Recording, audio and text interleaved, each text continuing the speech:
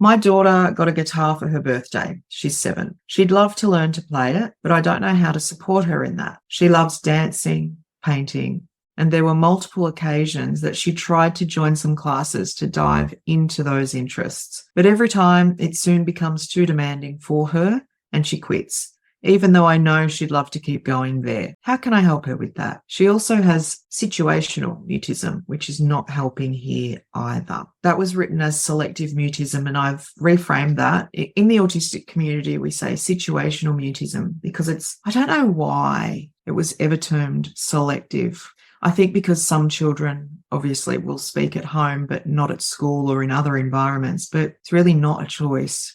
It depends on the environment and our level of safety that the brain's communicating to us. Just a bit of an info dump there.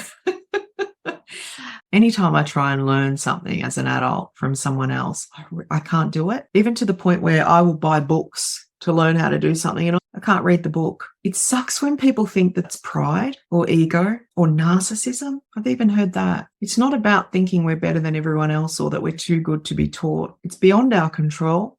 And this is why I love things like YouTube. So many autistic children access the internet to learn how to do things, or we work it out ourselves.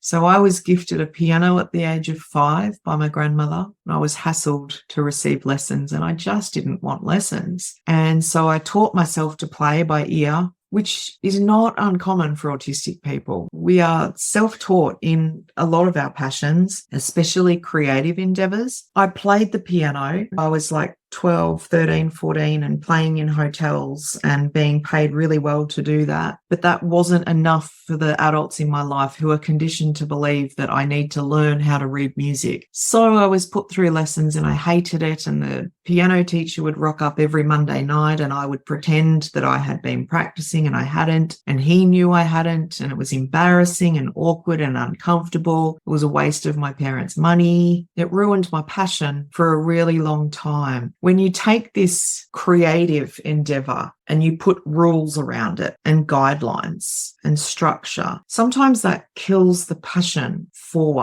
a PDA. There are people that really thrive on learning to read music and really thrive on that structure, but there are PDAs who don't. A form of creativity. How do you take an art form and tell people there's a right or wrong way to do that? It's really interesting. It's a tricky one because the more that we say to our kids, oh, why don't you watch YouTube? You might learn from there. Then they probably won't use YouTube. I would probably say nothing about it. Nothing. We have a couple of guitars here and one of my children said, Mum, I really want to learn guitar. I said, okay, cool.